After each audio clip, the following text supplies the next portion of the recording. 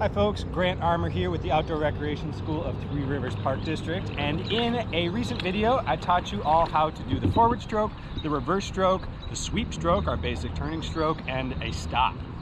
Today we are going to learn about abeam maneuvers. Abeam means moving the boat sideways, and so what we're going to do is we're going to cover three different variations of the draw stroke, a stroke that lets us move our boat from one side to the other. Now these should be practiced in a careful environment because if you mess them up, there is an ability to relatively easily tip yourself over, and I'll show you exactly where that happens in a moment. But these are really great tools for when you are out and you're paddling with some folks who are in your household and you want to pull up next to them, but they're about 10 feet up to the side of you. Instead of going on a big loop, you can do one of these to pull into the side. You need to pull into a dock. This works really well as well.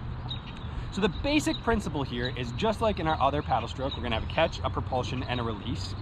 But in this one, we're not worried about moving our boat forward or backward. All we're trying to do is move our boat sideways. So we're again going to return to our classic paddler's box.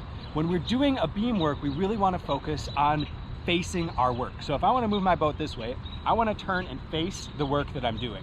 Now, I want to do it such that if I were to drop my paddle, it's going to go completely in the water. That makes me sure that I have turned to face my work completely. So, facing my work, I'm going to go ahead and turn my paddle blade vertically. Again, being careful about this top hand. I don't want it way over my head. I want it at about face height. And I'm going to pull the water straight into my boat.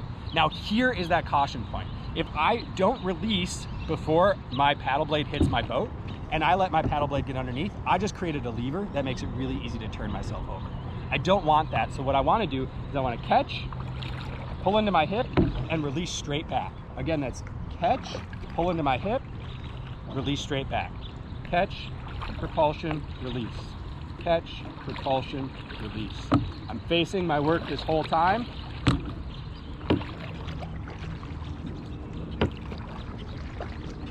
And I moved about 10 feet to the side. You can do the exact same thing on the other side. Again, face my work, make sure my paddle's far enough over that if I drop it, it goes right in the water.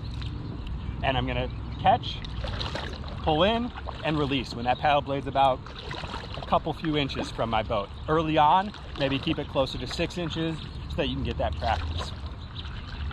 All right, so that is called the out of water recovery of the draw.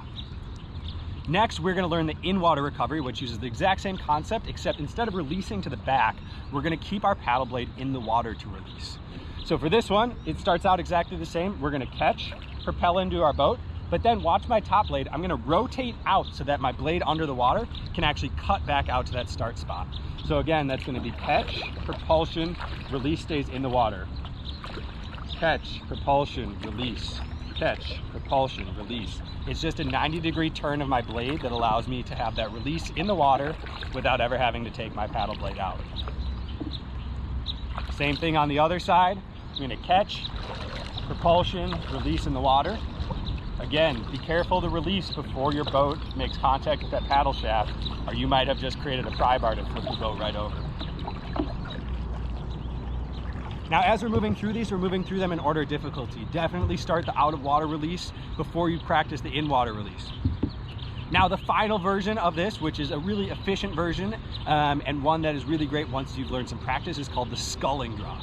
The sculling draw is going to operate really similar to the others, except in this one, our release and our catch are going to kind of happen at the same time.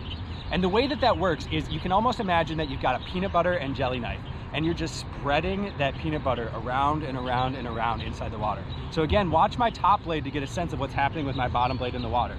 I'm gonna pull the water forward and backward, changing the angle of my blade such that the leading edge, the edge that's either moving forward or backward at the front or the back of the blade, is always away from the boat. So as I move towards the front edge is away. If I move towards the back edge is away.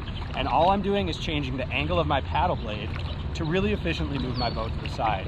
Still, I want to face that work, have my paddle blade be so far to the side that I don't have to have my paddle blade so far to the side that if I were to drop, the whole paddle would end up in the water. And again, this top hand, it's almost like I'm reading a watch. That's going to be your best method for figuring out how to have that top hand position, is that you're reading a watch, checking the time on it. So those were our three draws: the out of water recovery, the in water recovery, and the sculling draw. Again, the out of water recovery catches away from the boat, propels into the boat, releases to the back, that top hand staying at wristwatch height. The in water release pulls in, releases in the water through a 90-degree turn in the paddle blade. And then the sculling draw is a gentle set of back and forths, about a 15 to 30 degree variation on your paddle blade. Now, throughout these, if you notice that your boat is turning a little bit, it means that you're not doing that paddle stroke at the pivot point of the boat.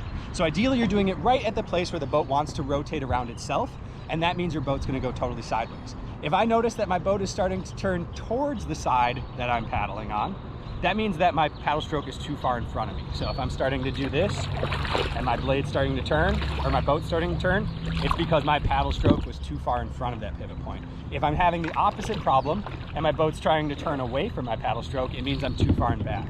So go ahead and experiment with that. I recommend trying it in a near shore area where if you do have a dump, it's not a big consequence. It's easy to get the water out of your boat and get back into your boat. A beach is a great place to do that practicing. But that's the general moves on our abeam paddle strokes, the out of water recovery, in water recovery, and sculling draws. Have fun and be safe.